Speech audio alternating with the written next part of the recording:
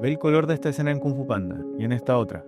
Como simples espectadores que pasan el rato viendo la película, podríamos ni siquiera darnos cuenta de lo que está pasando. Sin embargo, cada detalle está planeado, cada color está pensado a la perfección para una serie de cosas que iremos viendo a lo largo de este video. Y es que el color en las películas aporta información que nuestro cerebro capta de forma subconsciente. En el caso de Kung Fu Panda, el trabajo de color es muy interesante. Uno de los aspectos del uso del color en Kung Fu Panda que más me gustan es cómo le asignan un significado que es consistente con lo que se quiere contar en cada escena. Por ejemplo, cuando Tai Lung confronta al maestro Chifu, el color azul oscuro aparece cuando va ganando Tai Lung.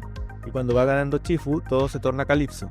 A este recurso de asignar un color a un momento del personaje yo le llamo leitmotiv. Es el término que se usa en la música. Cada personaje y situación tiene una melodía distintiva o leitmotiv. Generalmente no somos conscientes de este recurso, pero gracias a estos códigos que establecen los artistas que trabajan en animación, sin darnos cuenta nos emocionamos y enganchamos más con la historia. Cuando digo que los colores aparecen cuando los personajes están ganando, no significa necesariamente que dieron un puñetazo o que quedaron en el piso. Coincide muchas veces, pero la idea es que nos fijemos quién gana en un sentido no literal. Por ejemplo, en la pelea de Chifu vs Tai Lung, los ataques realmente son representaciones físicas de quién está dando los mejores argumentos. Lo que está en juego es que Tai Lung quiere que Chifu reconozca que él debería haber sido el guerrero dragón y quiere forzarlo a que lo nombre guerrero dragón ahora. Y el objetivo de Chifu es enmendar su error y ganar tiempo para que los 5 furiosos y Po escapen con los ciudadanos de la aldea. Es por esto que al final de la escena, cuando Chifu admite que sí fue su culpa lo que pasó, todo se torna calipso, de su color.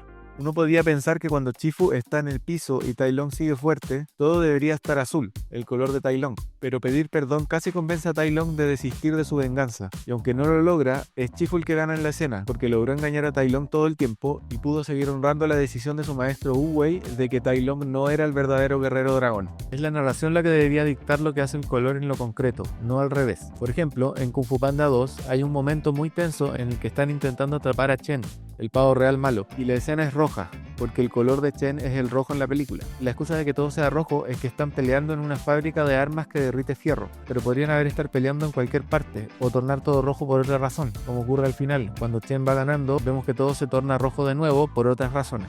En la película, el color del guerrero dragón es el amarillo. Todos los personajes que piensan que pudieron haber sido el guerrero dragón tienen los ojos amarillos. La tigresa, Tai Lung y el pergamino en sí es amarillo también, la enseñanza que descifra el guerrero dragón. Como Po es el verdadero dragón, su color de leitmotiv es el amarillo. Esto se establece de forma muy clara en la primera película. De hecho, cuando Po derrota a Tai Lung con la llave del meñique, hay una explosión amarilla que inunda toda la pantalla.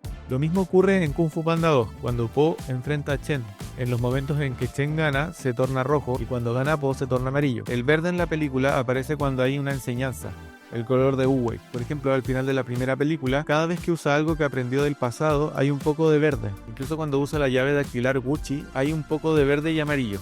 Amarillo porque Po está ganando y verde por la lección que aprendió en la historia. La tapa del pergamino del dragón es verde porque encierra la mayor enseñanza. No solo el color se usa como leitmotiv, los pétalos de durazno simbolizan la muerte de Wu Wei y los truenos también tienen un significado especial en la película. Tai Lung es un personaje extremadamente hábil. En la película destacan momentos en que Tai Lung hace algo demasiado increíble con un relámpago, lo que torna todo gris, que es el color de piel de Tai Lung. Ocurre por ejemplo cuando termina de escapar de la prisión, cuando llega frente a Chifu sin ser visto, y cuando de un golpe lleva a Chifu y a él por los aires sobre el techo del templo Shaolin. Y así es como el color en Kung Fu Panda va aportando a la narración con significados propios de la historia. Haz clic aquí si quieres ver un video sobre cómo se verían los padrinos mágicos dibujados en 3D.